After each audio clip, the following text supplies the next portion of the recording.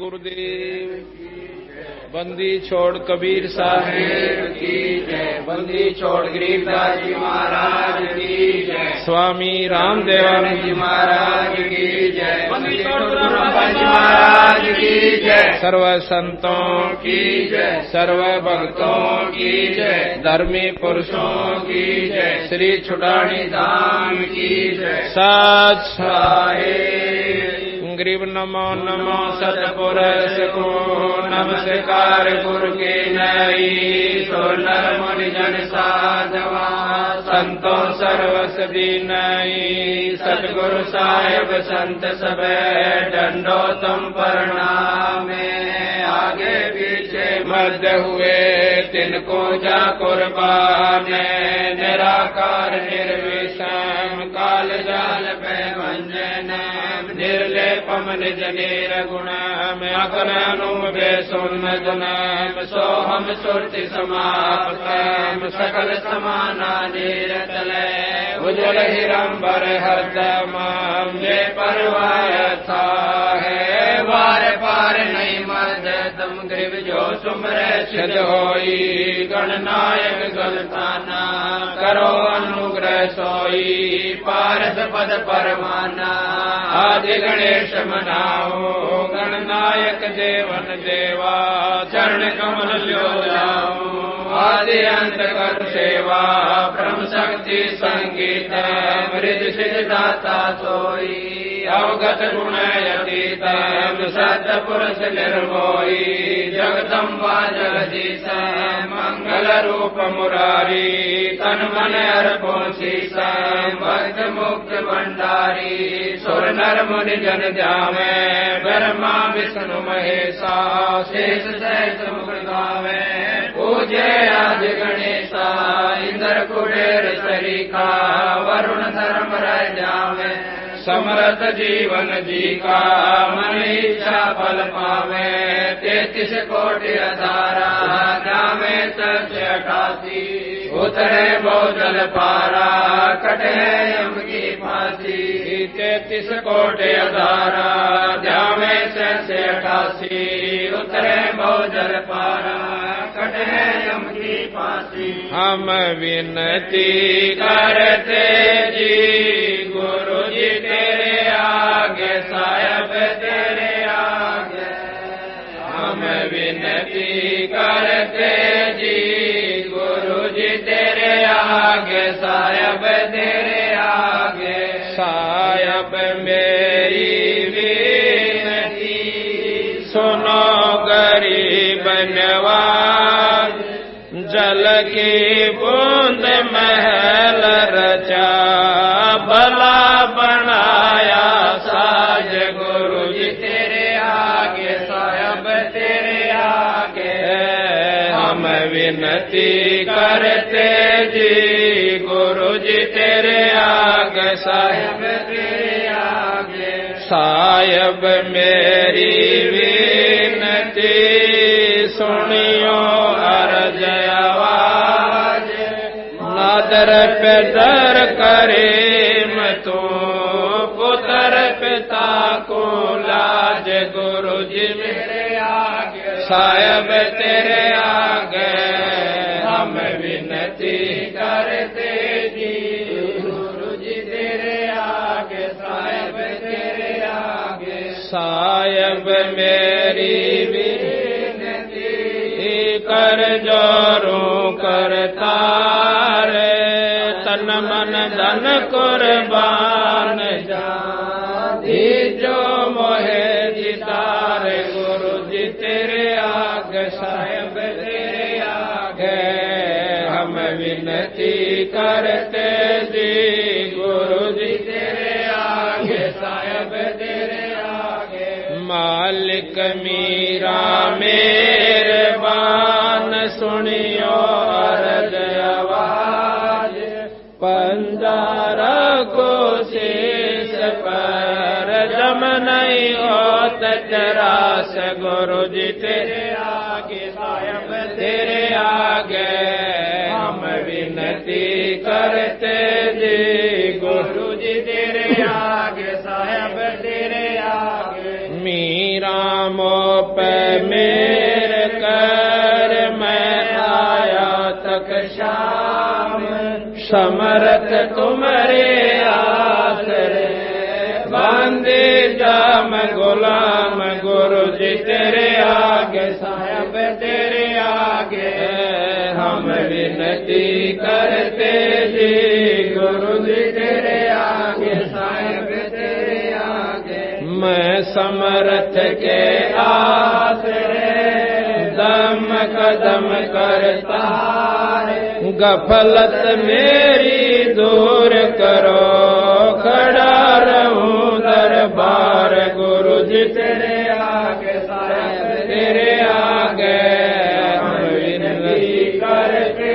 जी गुरु जी तेरे आगे साहब तेरे आगे अविनाशी के आसरे अजरावर की शान अर्थ धर्म कम मोक्ष हो समर्थ राजा राम गुरु जी तेरे आगे साहब तेरे आगे हम विनती करते जी गुरु जी तेरे आगे साहब तेरे आगे अर्ज आवाज अनाथ की आज की अरदास आवन जाना मेटियो दीजो निश्चल बास गुरु जी तेरे आगे साहब तेरे आगे हम विनती करते जी गुरु जी तेरे आगे साहब तेरे आगे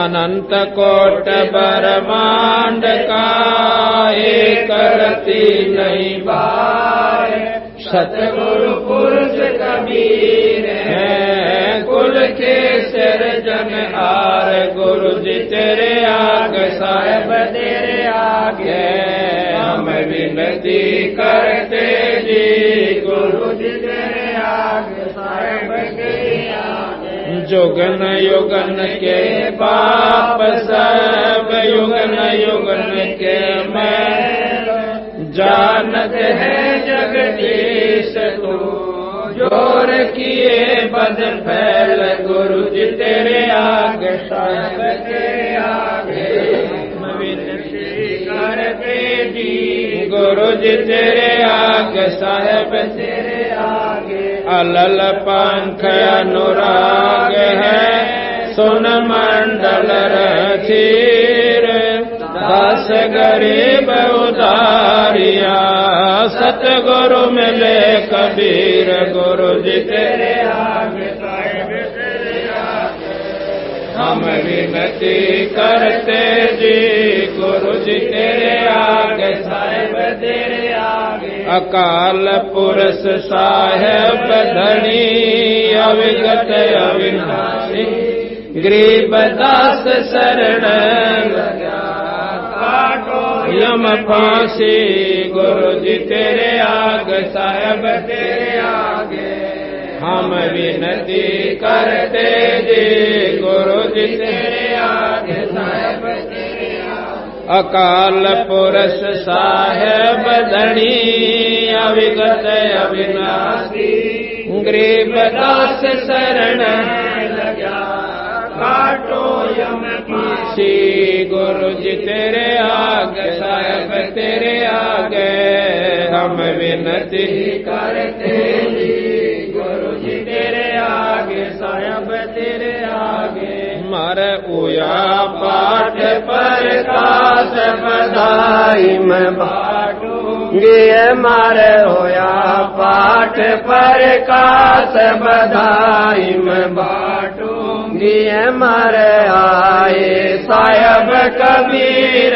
बधाई में बाटूंगी मारे आए साहब कबीर बधाई में बाटूंगी मारे आए गरीब दास बधाई में बाटूंगी मारे आए गरीब दास बधाई में बाटूंगी अमर लोक से चल कर आए अमर लोक से चल कर आए भव बंधन से जीव छुड़ाए, भव बंधन से जीव छुड़ाए, दे मंत्र सतलोक पठाए, दे मंत्र सतलोक पठाए, ये देते निचलवास बधाई मैं बांटूंगी, हमारे होया पाठ पर कास बधाई मैं बांटूंगी, पाप पुण्य को हरदम तोलो, पाप पुण्य को हरदम तोलो, घर घर में मैं कहती डोलो, घर घर में मैं कहती डोलो, दुश्मन मीत सभी से बोलो, दुश्मन मीत सभी से बोलो, तुम करियो अवण की ख्यात बधाई मैं बांटूं, ये हमारे होया पाठ पर कास बधाई मैं बांटूंगी, हमारे भगत महात्मा आवेंगे, मारे भगत महात्मा आवेंगे, वो शब्द साहिब के गावेंगे, वो शब्द साहिब के गावेंगे, मारे भरम भूत मिट जावेंगे, मारे भरम भूत मिट जावेंगे, फिर होवे नाम विश्वास बधाई मैं बांटूंगी, हमारे होया पाठ पर कास बधाई मैं बांटूंगी, नगर निवासी सब ही आना, नगर निवासी सब ही आना, आपस के मतभेद भुलाना, आपस के मतभेद भुलाना, कोई दिन में सबको चल जाना, कोई दिन में सबको चल जाना, या झूठी जग की आस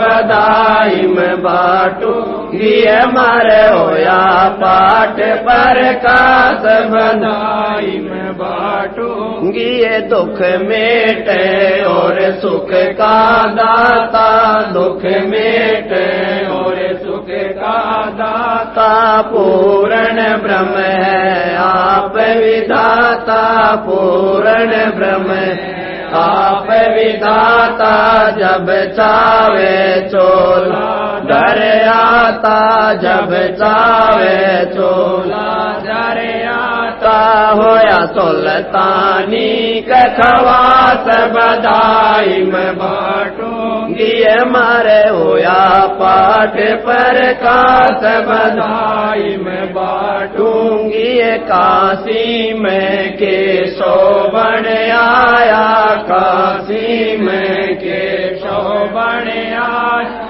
सामन के घर भोग लगाया, सामन के घर भोग लगाया, सेऊ धड़ पर शीश चढ़ाया, सेऊ धड़ पर शीश चढ़ाया, ये काट करम की पास बधाई मैं बांटूंगी, हमारे होया पाठ पर कास बधाई मैं बांटूंगी, ये जिस घर में ये होता पाठ जी, जिस घर में ये होता पाठ जी, उन भगतों के हो जा ठाठ जी, उन भगतों के हो जा ठाठ जी, भगति बिहुने 12 बाट जी, भगति बिहुने 12 बाट जी, जिनको लगी न भजन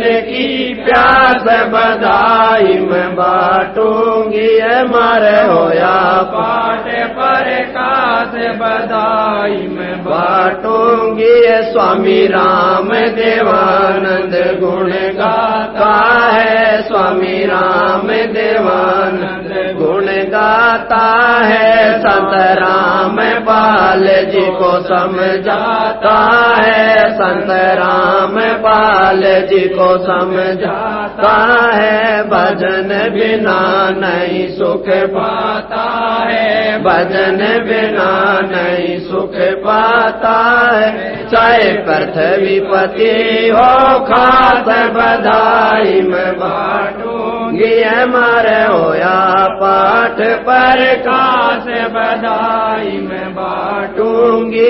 स्वामी राम देवानंद गुण गाता है, स्वामी राम देवानंद गुण गाता है। संत राम पाल जी को समझाता है, संत राम पाल जी को समझाता है। भजन बिना नहीं सुख पाता है, भजन बिना नहीं सुख पाता है। चाहे पृथ्वीपति हो खास बधाई में बाटूंगी, मरे होया पाठ पर खास बधाई में बाटूंगी। मारे आए साहेब कबीर बधाई में बाटूंगी, हमारे आए साहेब कबीर बधाई में बाटूंगी। हमारे आए गरीबदास बधाई में बाटूंगी, हमारे आए गरीबदास बधाई में बाटूंगी। हमारे होया पाठ पर खास बधाई में बाटूंगी, हमारे होया पाठ पर खास बधाई में बाटूंगी। सत साहिब। परमपिता परमात्मा बंदी छोड़ भगवान कबीर साहब तथा वही स्वरूप उन्हीं के अवतार सतगुरु बंदी छोड़ गरीबदास जी महाराज की एक असीम कृपा हमारे ऊपर हुई है कि आज हम सत्संग के अंदर आए हैं। सभी शास्त्रों ने, सभी संतों ने इस बात का प्रमाण दिया है कि मनुष्य जन्म ये बहुत ही दुर्लभ है, अति दुर्लभ, महादुर्लभ। इसकी जितनी भी हम संज्ञा दे सकते हैं वो थोड़ी है। उसके उपरांत मनुष्य शरीर जिस भगवान आत्मा को आज प्राप्त है, उसके पिछले जन्म जन्मांतर के जो पुण्य कर्म हैं वो बहुत ही शुभ थे, क्योंकि शुभ कर्मी प्राणियों को परमात्मा एक मनुष्य का शरीर देता है। मानव शरीर, स्त्री या पुरुष, ये दोनों मानव शरीर कहलाते हैं। अंग्रेजी में इसे ह्यूमन बॉडी कहते हैं, ह्यूमन बॉडी, मानव शरीर। और इसके बाद जो सत्संग प्राप्त करती हैं, जो हंस आत्माएं जो सत्संग के अंदर आ जाती हैं,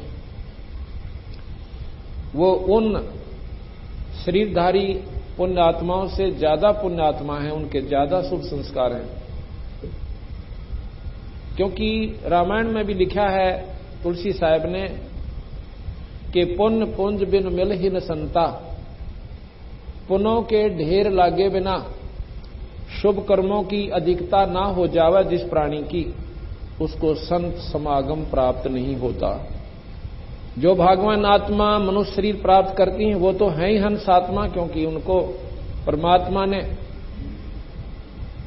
आत्म कल्याण करवाने वाली यूनिवर्सिटी में दाखला मिल चुका है।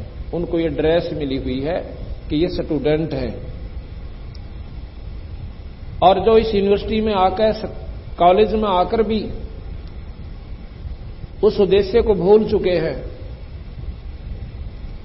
कि हम आए थे किस काम के लिए और कर क्या रहे हैं, तो अज्ञान आत्माएं हैं, वो अपने इस अनमोल अवसर को बर्बाद कर रही है। इसके लिए संतों ने सत्संग के माध्यम से हमारे इस अज्ञान अंधेरे को हटाने के लिए बहुत जगह जगह पर डंडोरे पीटे हैं, जगह जगह पर आवाज लगाई है कि हे भोली आत्मा, ये मनुष्य शरीर का मिलना कोई बच्चों का खेल नहीं है, और इसके तू क्या लाभ उठा रहा है। माया जोड़न की होड़ लाली, बीड़ी शराब मांस तमाकू जो ना काम करने थे मनुष्य शरीर पाकर, वो भी शुरू कर दिए।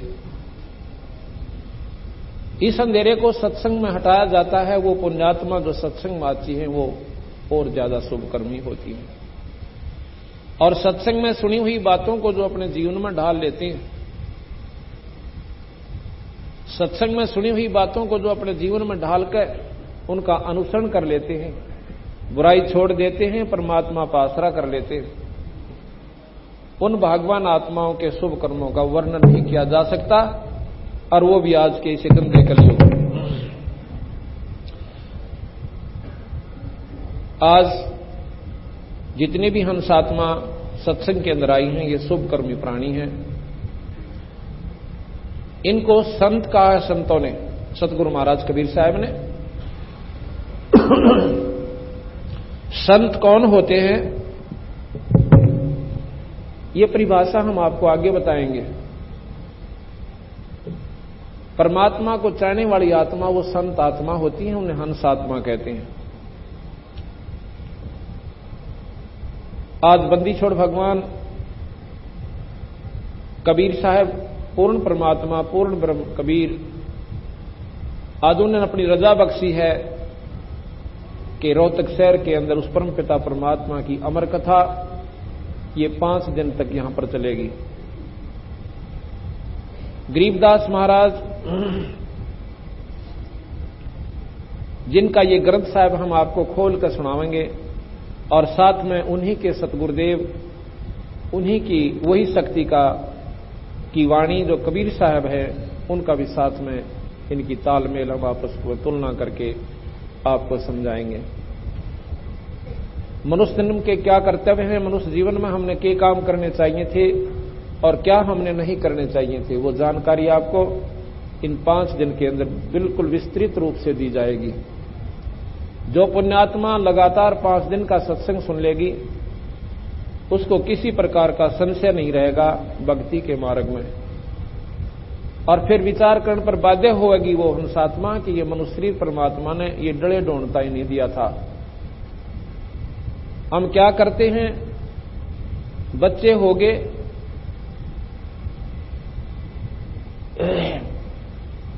हम पहले स्कूल भेजते हैं अपने बच्चों को, उनका पालन पोषण करते हैं। प्रथम तो हमने ये चिंता थी कि हमारा कोई रोजी रोटी का साधन बने।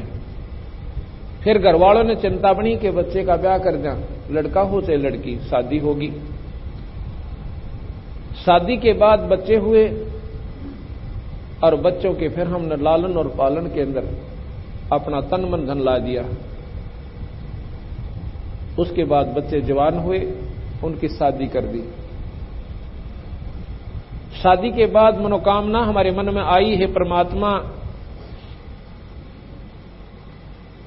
इनका संतान हो, मेरा वंश चले। वह भी सुन ली ईश्वर ने कि संतान यानी पोता और पोती, द्योता और द्योती हो गए।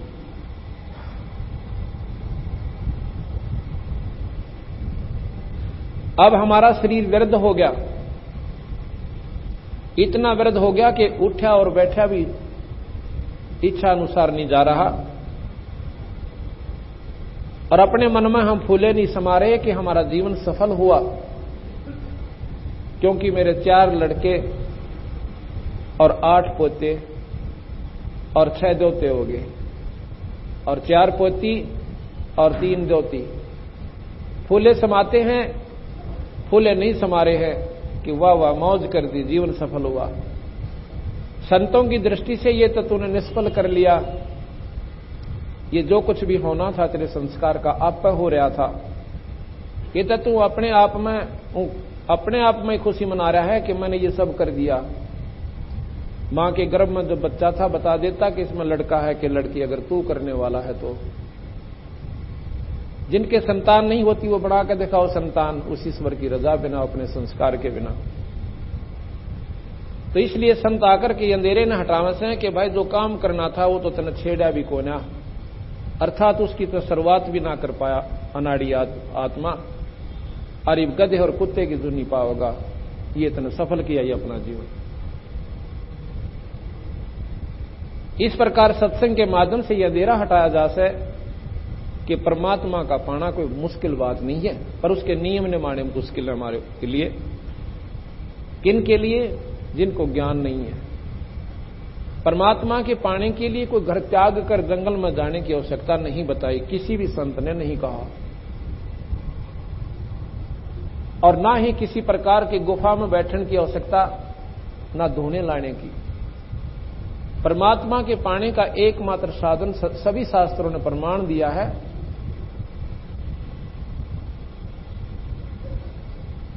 रामायण के अंदर हम बहुत घनी कथाएं भी सुनते हैं, और परमात्मा को पाने की हमारे अंदर उमंग भी बढ़ती है, और उसमें सारी रामायण का एक ही सार है। रामायण की सारी कथा को सुनकर आत्मा में कुछ जानकारी होती है। कथा के सुनने से मुक्ति, आत्म कल्याण नहीं होता। कथा के सुनने से जानकारी होती है कि भाई रावण जैसे कर्म हमने नहीं करने चाहिए। अगर हमने सद्भावना अपने भाई के प्रति हो तो विवेक्षण जैसी होनी चाहिए। और यदि हम परमात्मा से जायदाद और संतान ही मांग रहे हैं, यह भी हमारी महा कमजोरी है। कबीर साहब कहते हैं, क्या मांगू कुछ थिर ना रहाई, और देखत नैन चला जग जाई, 1 लाख पूत 1.25 लाख नाती, अज उस रावण घर दीवान बाती। कहते हैं ये के मांगू, रावण जैसे ठाठ तो मेरे लाख जन्म में भी नहीं हो सकते, अगर मैं परमात्मा से मांगना भी शुरू कर दूं तो। 1 लाख पुत्र और 1.25 लाख रिश्तेदार, 1 लाख पूत 1.25 लाख नाती, अर्ण्यों फिर उसका कोई दीपक लावणिया भी ना बचा, सर्वनाश को प्राप्त हुआ एक परम पिता परमात्मा के नाम बिना। ये जीव इतना लुट जाएगा आखिर में, और फिर पश्चाताप पड़ेगा। ये हमने जानकारी हुई तो फिर परमात्मा के पाने की रुचि उत्पन्न होती है।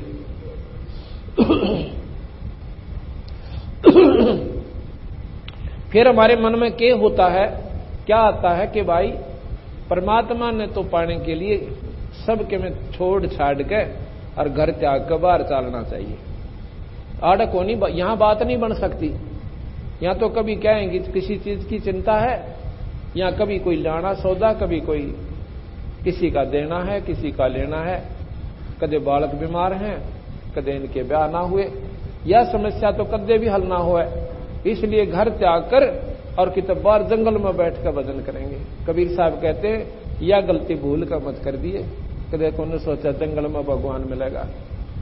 जंगल के अंदर जो महाकष्ट आपको होगा, भगवान तो 100 कोस चला जाएगा आपसे। मच्छर खावेंगे, दांत लड़ेंगे, सांप का डर सतावेगा, कभी शेर दाड़ जाएगा तो दिल थर थर थर्रावेगा। ऊपर तो बारिश पड़ेगी, सारा बैठा बैठा कांपेगा, और सर्दी का जो पीड़ा होगी तो भगवान तो 100 कोस चला जाएगा बावड़े, कभी इस गलती में जाकर बैठे। परमात्मा को पाना है तो इसी में पाना पड़ेगा, अपने घर में ही रह करके ईश्वर प्राप्ति आप कर सकते हो। वो साधन क्या है कि कलयुग केवल नाम आधारा, और सुमर सुमर नर उतरो पारा। इस सारे का निचोड़ तुलसीदास जी ने एक ही श्लोक में दे दिया। अब हम पढ़ें गीता, पढ़ें हम रामायण, लेकिन इस मंत्र पर ध्यान नहीं देते। हम क्या सोचे हैं कि परमात्मा को तो वो लोग पा सकते हैं जो जंगल में ढूंढने लाए बैठे, जिन्होंने घर छोड़ दिया। सतगुरु महाराज बंदी छोड़ भगवान कहते हैं कि कभी नहीं। परमात्मा को पाने के लिए एक नाम की आवश्यकता है, और नाम के जाप बिना जीव उद्धार नहीं हो सकता। तप के करने से कोई और उपलब्धि होती है, परमात्मा प्राप्ति नहीं होती। इसलिए हमने आत्म कल्याण के बारे में आपको पूरी विस्तृत जानकारी दी जाएगी। संत की परिभाषा क्या होती है, साधु किसे कहते हैं, परमात्मा पाने का एकमात्र साधन है केवल नाम का जाप। कौन से नाम का जाप और किस विधि से, परमात्मा कौन है, परमात्मा की परिभाषा क्या है, उसको कैसे पाया जाता है, ये 5 दिनों के अंदर आपको बहुत ही विस्तृत ढंग से बड़े प्यार के साथ सुनने को मिलेगा। इन 5 दिन के सत्संग में जो प्राणी लगातार सुन लेगा वो बाध्य हो जाएगा कि परमात्मा, आज तक हमने ये बात कभी सपने में भी नहीं सुनी थी। रामायण सुनी, महाभारत सुनी, गीता जी का पाठ खूब किया और सुना, वेदों की जानकारी जरूर हुई संतों के माध्यम से कि वेद बड़े श्रेष्ठ ग्रंथ हैं हमारे। पुराण सुने, पुराणों के अंदर परमात्माओं की महिमा की जानकारी हुई। आज आपको 5 दिन के अंदर हम ये सभी शास्त्र भी सुनाएंगे, पर ये बहुत संक्षिप्त रूप में और पूर्ण रूप से ज्ञान परिपूर्ण आपको होगा, सुनाए जाएंगे। इनसे आगे की जो कथा है, क्योंकि आज तक हमने स्वर्ग सुना था, जितने भी ग्रंथ, जितने भी पुराण शास्त्र संत हमारी जो संपर्क में आए थे, हमने स्वर्ग से ऊपर कोई शब्द नहीं सुना था। अब आपको पता चलेगा कि स्वर्ग तो सबसे बड़ा धोखा इस जीव के साथ है, और इससे ऊपर एक सत्यलोक है। उस सत्यलोक का जब मार्ग हमें पूर्ण संत से मिलेगा तो हमारा पूर्ण छुटकारा यहां से होगा। सृष्टि कैसे रची गई, इसकी आवश्यकता क्यों पड़ी, यहां पर कोई भी प्राणी सुखी नहीं, दुख का पहाड़ जीव के ऊपर हरदम टूटा रहता है। आज जो प्राणी सुखी नजर आवस है और कल ना जाने के बिजली पड़ जा, कोई एक्सीडेंट में परिवार का सदस्य चला गया, कोई बीमारी के कारण मर गया, किसी की टांग कट गई, इस प्रकार हमारे 1 सेकंड के अंदर ना बेरा के कहानी यहां पर बीत जावे, और हम फिर भी नो ना सोचते कि हम आए कि किस कारण थे यहां पे। आप जंगल में रात्रि के समय जंगल में जाकर देखो एक बार, कितना भयंकर स्थान है ये। कालजे की धड़कन नहीं रुके सारी रात, कितना शेर बोल रहे हैं, कितना रीछ चंगाड़े हैं, कहीं सांप का डर हो रहा है।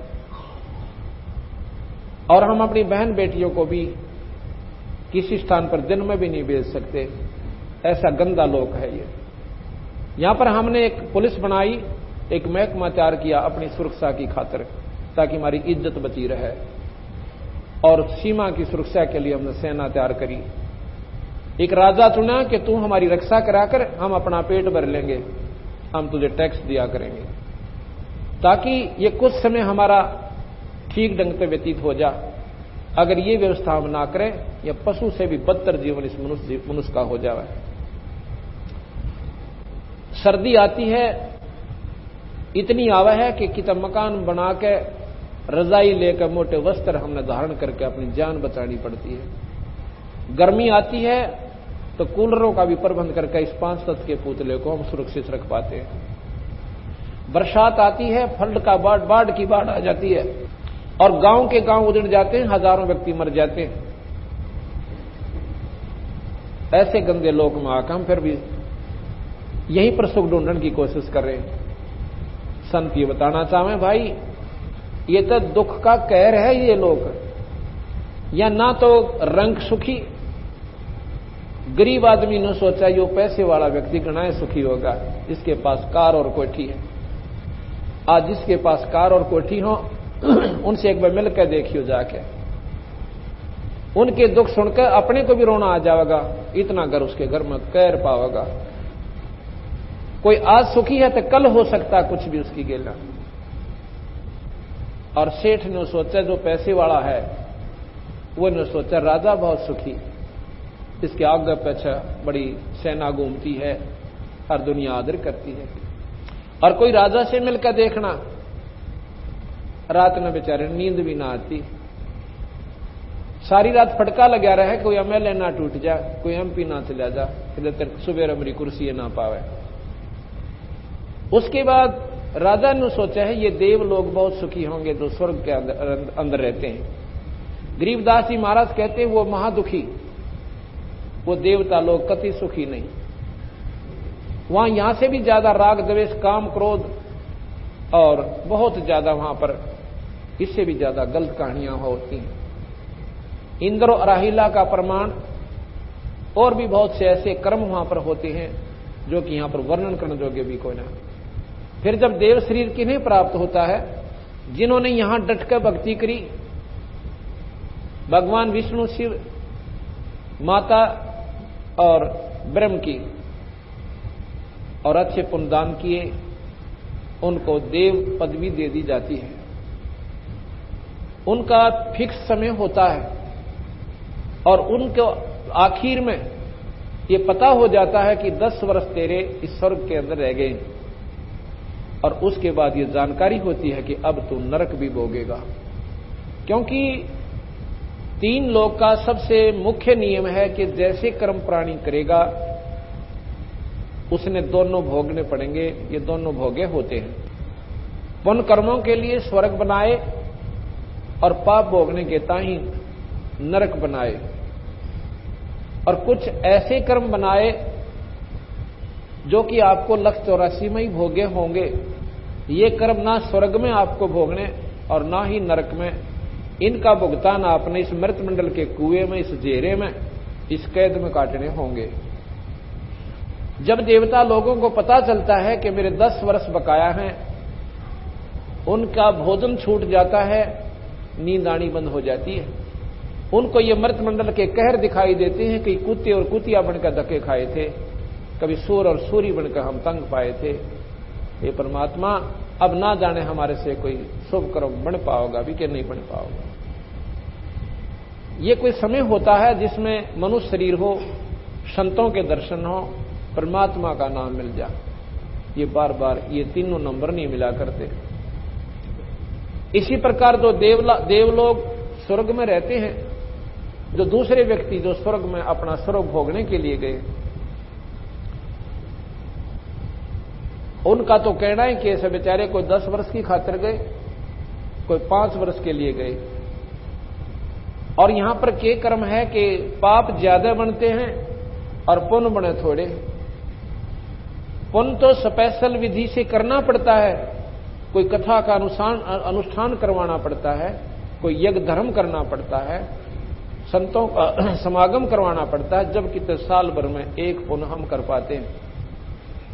और पाप यहां पर पृथ्वी ऊपर पगजो धारे और करोड़ जीव एक दिन में मारे। इतने बूढ़े क्रम हमारे ऊपर आप बनते रहते। तो स्वर्ग थोड़े दिन, नरक ज्यादा दिन हमें भोगना पड़ता है। अब वो स्वर्ग के देव क्या समझते हैं कि देवराज इंद्र को बहुत सुख है, और जो स्वर्ग के अंदर प्राणी हमारी तरह जैसे हम प्रजा हैं, वो ये सोचते हैं कि भी देवता गणे सुखी। और देवता कहते हैं कि देवराज इंद्र यानी स्वर्ग का राजा बहुत सुखी है। अब स्वर्ग के राजा की बिरान माटी दुर्गति कबीर साहब ने गरीबदास ने बताई कि के बनता है उनके संग में आखिर में। एक समय बताते हैं मार्कंडे ऋषि तप कर रहा था और काफी वर्षों तक साधना कर रहा है। इंद्र को 2 चीज अच्छी नहीं लगती, एक तो कोई यज्ञ ना कर ले और दूसरी कोई तप ना कर ले, कहीं तेरी गद्दी ना चली जा।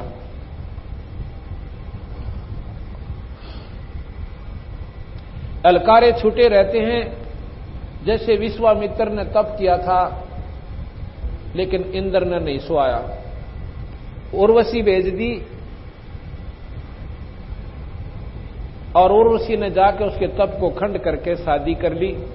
शादी करके एक लड़की होने के बाद विश्वामित्र के गोड्डा में वह लड़की छोड़कर चली जाती है।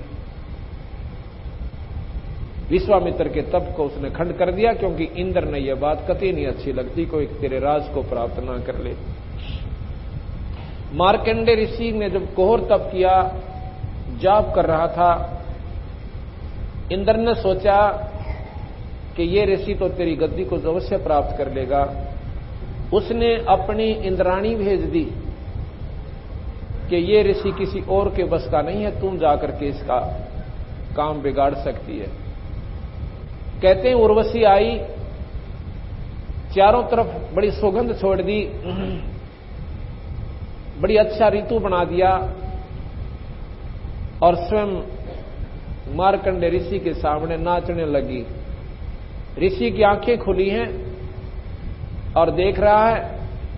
उर्वशी खूब नाच नाची, सैकड़ों प्रकार के उसने अपने सारे बाजे बजा लिए और बढ़िया गाने तो गाने एक से एक बढ़िया सुना लिए, पर मार्कंडेय ऋषि टस से मस नहीं हुए। गरीबदास जी महाराज ने लिखा है कि आखिर में वो कति नगन हो जाती है। तब मार्कंडेय ऋषि कहता है, बेटी ए बहन यहां के काम आई थी। इतनी बात को सुनकर उसी शर्मांदी हो जाए, वस्त्र पाकर कहती है, भगवान हे ऋषि जी, इस बनखंड के ऋषि तो मेरे स्वरूप को देख के ही पागल हो लिए थे, और तुम ना जाने कहां रहती है तुम्हारी समाधि। तुम क्या समाधि क्या चीज है ये बताएंगे आपको आने वाले समय में। समाधि एक ऐसी स्थिति आ जाती है, ये प्राणी यहां से बहुत दूर पहुंच जाती है इसकी सुरती, और वहां पर कोई चीज देख रहा होता है। तो क्या पूछती है कि आपकी समाधि कहां थी जो आपने मेरे इतने सुंदर गाने और नाच भी पसंद नहीं आए। मार्कंडेय ऋषि बोला कि तू कौन है, कहां से आई है उर्वशी। तो वो कहती है कि मैं इंद्रलोक से आई हूं,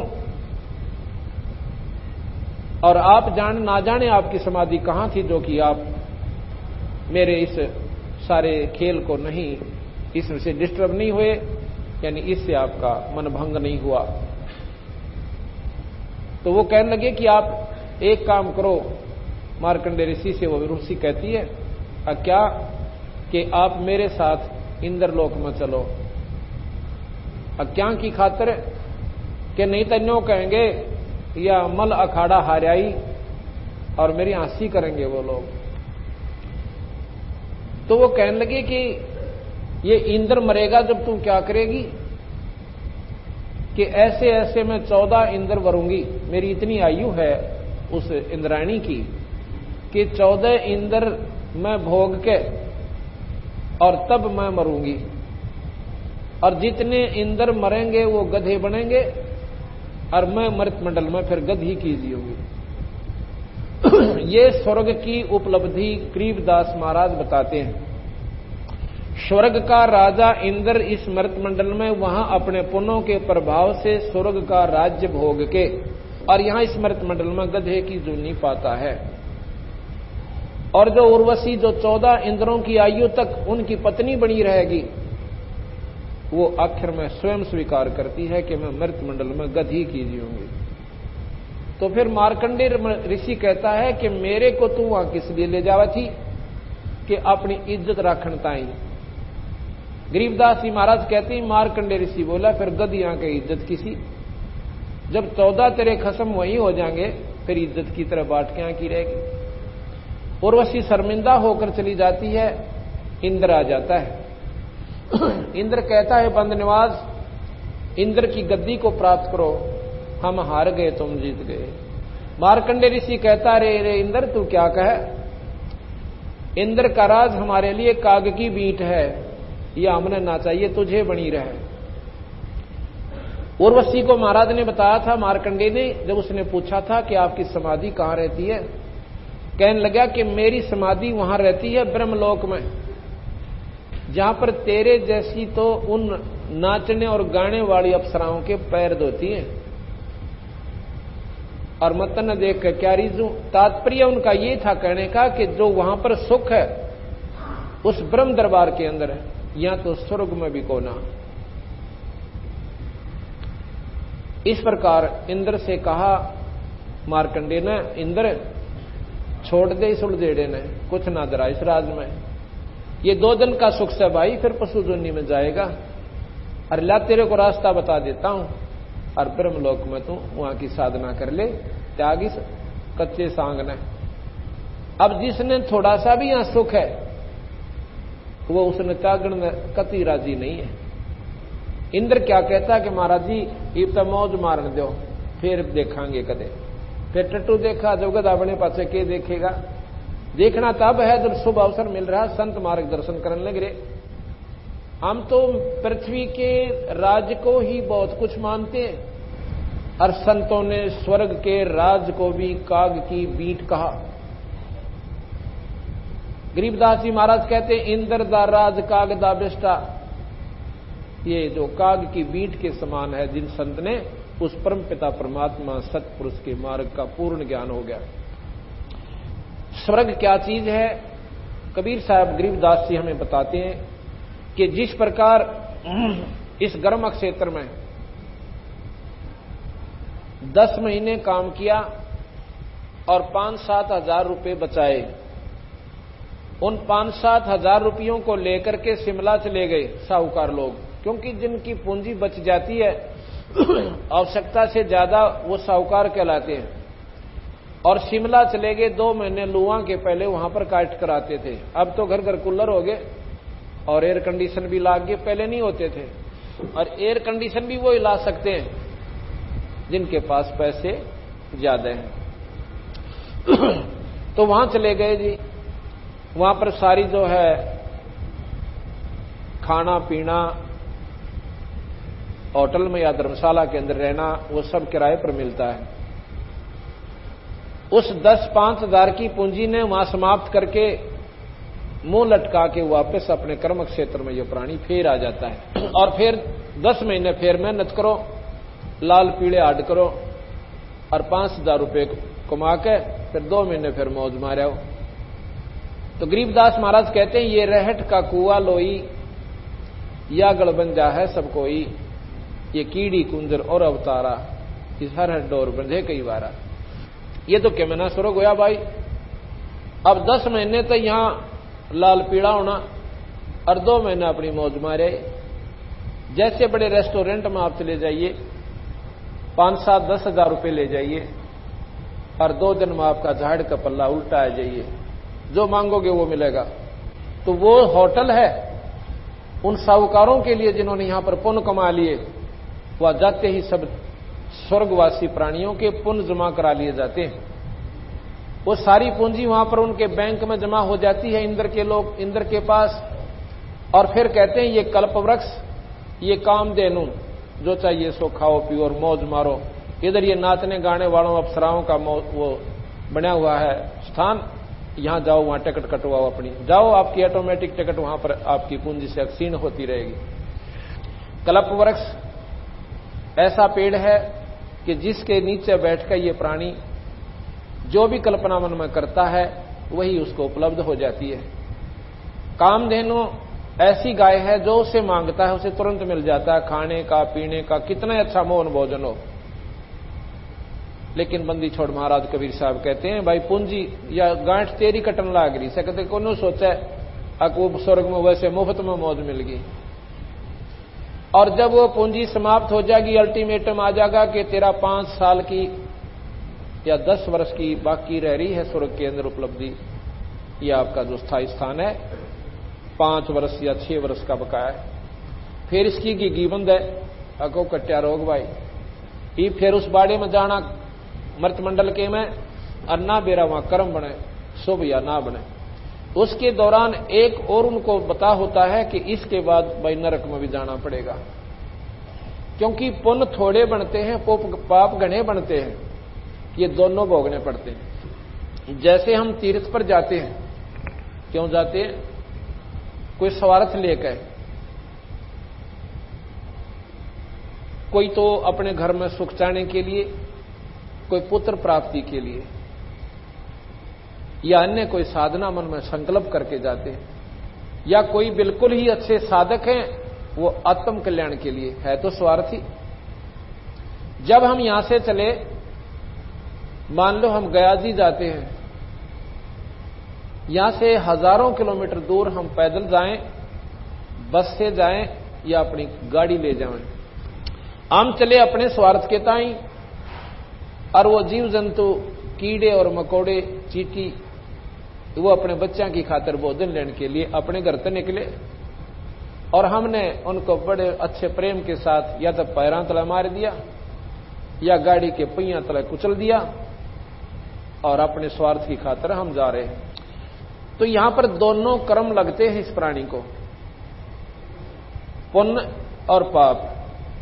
जैसे जमींदार खेत में फसल तैयार करता है, फसल तैयार करने के लिए सारा वर्ष लाल पीला बन जाता है, वो पहले उसकी गुड़ाई करता है, घास झाड़ जंखाड़ पैदा हो जाते हैं, और वही फिर उसको समय आने पर बीजता है। बीजने के बाद खाद और पानी की पूरी व्यवस्था उसने करनी पड़ती है।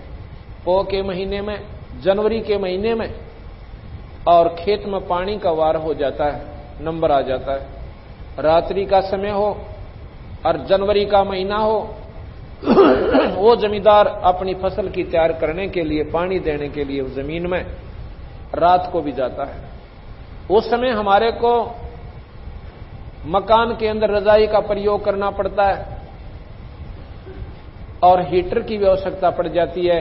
उस समय वो जमींदार अपने गोड्या ताई धोती संगवा कर और पो के महीने में और रात के समय में और गोड्डे पानी में जाकर खड़ा हो जाता है, और जब जाकर के कितने उसको फसल प्राप्त होती है, इतनी मेहनत करके और इतना पैसा पहले लगा के जब उसको वो फसल उपलब्ध होती है, और अगर वो उस खेत में बोआबाई ना करे तो उसमें झाड़ जंखाड़ा पौ गया होंगे, वह खेत दिखाई भी कोई ना दे। इसी प्रकार पुण्य करने के लिए हमने 2 पैसे धर्म पर लगाने पड़ेंगे, संतों से प्रार्थना करनी पड़ेगी, हमारे घर पर दर्शन देना भगवान, उनकी सेवा करनी पड़ेगी, फिर धर्म के ऊपर पैसा लगाना पड़ेगा, जब जाके आपका पुण्य बना और पाप बन गया आप पर। इसी प्रकार आप तीर्थ को चले पुण्य कमाने के ताई। मान लीजिए आपने तीर्थ का एक फल मिला और उसके दुष्परिणाम आपको 1000 हो गए, दोनों भोगे होंगे। कोई न सोचे कि कर्म कट जाएंगे, कभी नहीं। भगवान राम ने बाली को मारा था त्रेता युग में, और द्वापर युग में वही भगवान विष्णु कृष्ण बनकर आए और उस बाली के मारे हुए का बदला द्वापर युग में देना पड़ा। क्यों मारा? अपने स्वार्थवश बाली को मारा था, क्योंकि सुग्रीव से उन्हें सहायता लेनी थी। तो ऐसे किए हुए पाप जब भगवान ना भोगने पड़े तो आम जीव कैसे बच सकता है? कोई बहका रहा हो कि ये मंत्र जाप कर ले, रिश्ते ये पाप कट जाएंगे। जब जिस भगवान का हम मंत्र जाप करें उस भगवान ने स्वयं भोगना पड़ा, या गलती मत करना महाराज कहते हैं कबीर साहब। इस प्रकार इन बातों से हमें जानकारी होगी कि भाई ये स्वर्ग भी फेल, और कर्म कटे बिना जीव का छुटकारा होना, और कर्म यहां कट नहीं सकते। कैसे नहीं कर सकते? हम किसका जाप करते हैं? भगवान विष्णु या शिव का। ओम मंत्र जाप करते हैं भगवान निरंजन का। इन मंत्रों से कर्म नहीं कटें, आपके शुभ कर्म बढ़ जाओगे और पाप न्यो के न्यो रहेंगे, आपने दोनों भोगने पड़ेंगे, ऐसा महाराज ने बताया। तो अब हम आपको गरीबदास महाराज की वाणी का पहले उच्चारण करेंगे और फिर धीरे धीरे आपको ऐसे स्थान पर लाकर छोड़ेंगे कि आप जो आज तक ना सुनी थी उन कथाओं को सुनकर एक बार तो हो सकता मन यो थोड़ा सा डगमग होगा, पर गुंजाइश नहीं रहेगी इसको डगमग होने की अगर ध्यान से सुनोगे तो।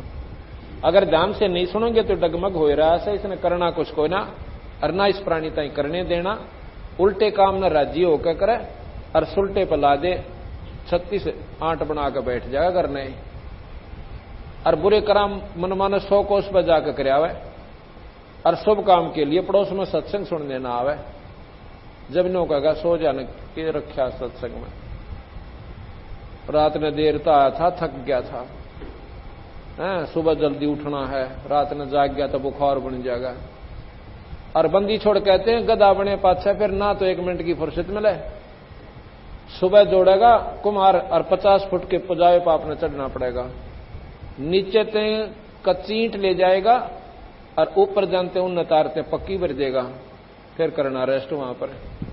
परमात्मा के नाम में तो रेस्ट हो गया और उल्टे काम कितने कर ले। एक पड़ोसी आकर कह दे चल फलानी जगह सिनेमा देख आऊंगे, रिश्तेदार आ जा, फिर वो आलस भी खत्म और फिर आरण की भी डर को ना, उसके गेल मन मन वहां जा खड़ा होगा। तो ये मन पक्का हमारा दुश्मन है, ये स्वयं निरंजन है, ये काल है, शुभ कर्म पर जीवन नहीं लगने देता और बुरे कर्म इस पर कितने करवा ले, कति हार नहीं मानता। दारू पीवे सत्यानाश कर लेते हैं घर का, फिर भी हरकत नहीं मानते। राम के नाम पर धर्म के काम पर 2 दिन आ जाएंगे, तीसरे दिन कहेंगे बात तो टाड़ा कर दी। क्यों कर दी? तुमने नहीं कर दी, वो पाप कर्म अट गया आपके सामने। तुलसी पिछले पाप ते हरिचर्चा ना भावे, भाई जैसे जोर के बेग ते या भूख विदा हो जाए। बीमार आदमी ने जिस प्रकार भोजन अच्छा नहीं लगता, जबकि 3-3 बार खाया करता रुचि से, और जितनी बार भी खाता था उससे भी ज्यादा बढ़िया भूख लगा करती, और आज वो नहीं खा रहा, एक टूक भी नहीं अंदर जा रहा, और किशमिश को भी नोका है ये कड़वी लगे, तो उसको बुखार का प्रभाव बहुत ज्यादा हो लिया। इसी प्रकार जिन प्राणियों के ऊपर पाप कर्म ज्यादा प्रभावी होते हैं, उन ये राम नाम की मनुखादा नीम जैसी कड़वी लगती है। और जिन प्राणियों का ये बुखार उतर लिया, पाप कर्म हल्के हो गए, वो सत्संग को सुनने के लिए 50 किलोमीटर चले जाते हैं, क्योंकि उनको वो इतनी मीठी लागे, क्योंकि मीठी तो वो पहले भी थी, पर वो हमारे पाप कर्म इनको मीठी लगन नहीं दे रहे थे, अच्छी नहीं लग रही थी। जिस प्रकार बीमार आदमी ने मनुखा दाख ने कहता है कि दर्दे मैं नहीं खा सकता, मुझे नहीं अच्छी लगती, क्या मनुखा दाख अच्छी नहीं लग सकती? पर वो झूठ वो भी नहीं बोल रहा, वो ठीक कहता है कि भाई मेरे बस का नहीं, मैं नहीं खा सकता। लेकिन उसका इलाज क्या है कि कैप्सूल खाओ, उससे भी कड़वे, और जब बीमारी काटेंगे। अब हम गाने गान लाग जाए, तुम सारे राजी हो जाओगे, 20 साल और बुला के लाओगे, और नाचन लाग जाएंगे तो और सब देश इकट्ठा हो जाएगा, और ये कड़वी कड़वे कैप्सूल दूंगा तड़का 2.5 आदमी आओगे, और इनके खाए बनाइए पाप नहीं कटे। कबीर साहब कहते नाचे गाए किने ना मिलिया, जिन मिलिया तिन रोए। सत्संग सुनेंगे और ये कड़वी कड़वी बात जाके अंदर हमारे दवाई का काम करेंगी, ये आत्मा फूट फूट कर रोएगी उस परमात्मा के लिए, ये तड़फ उठेगी, जब जाकर के भक्ति प्रवेश होगी। आदि पुराण गरीबदास महाराज ये कति अनपढ़ थे, पहले थोड़ा सा विवरण इनके बारे में दे देता हूं। गरीबदास महाराज छुडानी में हुए। छुडानी एक छोटा सा गांव है, पहले झज्जर तहसील हुआ करती थी, अब जिला हो गया। अब झज्जर जिले में छुडानी एक छोटा सा गांव है, उसमें गरीबदास महाराज नाम के एक पूर्ण परमात्मा सत्पुरुष अनंत कोटि ब्रह्मांड के भगवान के अवतार हुए। जैसे 3 लोक के परमात्मा विष्णु जी के अवतार भगवान रामचंद्र जी और भगवान कृष्ण आए, इसी प्रकार उस पूर्ण ब्रह्म परमात्मा अनंत कोटि ब्रह्मांड के भगवान के अवतार सतलोक से कबीर साहब और वही शक्ति दोबारा गरीबदास रूप में आई। गरीबदास जैसे हमने जात की फीत ला रखी है, वैसे तो भगवान के दरबार में जात नहीं है, एक जात से हमारी मनुष्य जाति है, हमारी मानव जाति। लेकिन ये समाज अपनी फीत लगाए बैठा है, तो उस फीत के अनुसार वो जाट जाति में थे। उनके पिताजी करौथा गांव के रहने वाले थे।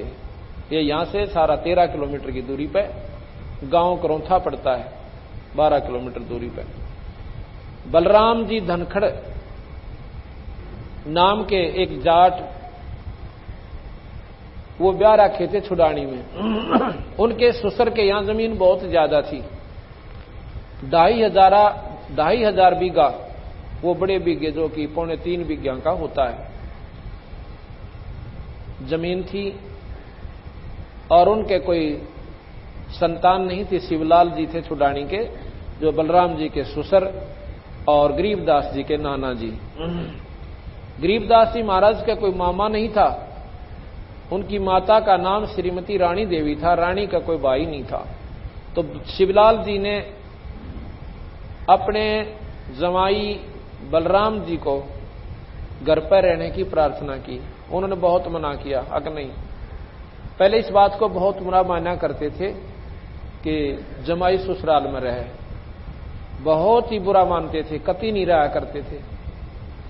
लेकिन ज्यादा आग्रह करने से उसकी सास भी रोने लगी, बेटा मारा और कौन रह गया, एक तो लड़की, और फिर मारा यहां पर इसने संभाला कौनगा।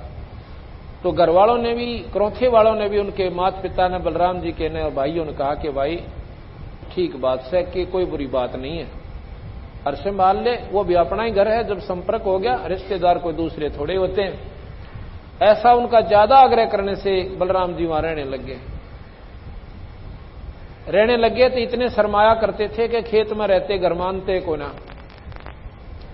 कहते हैं वहां 12 वर्ष जब उनको रहते को हो गए, जब गरीबदास महाराज की उत्पत्ति हुई।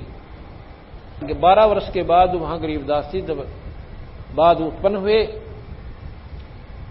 तो गरीबदास महाराज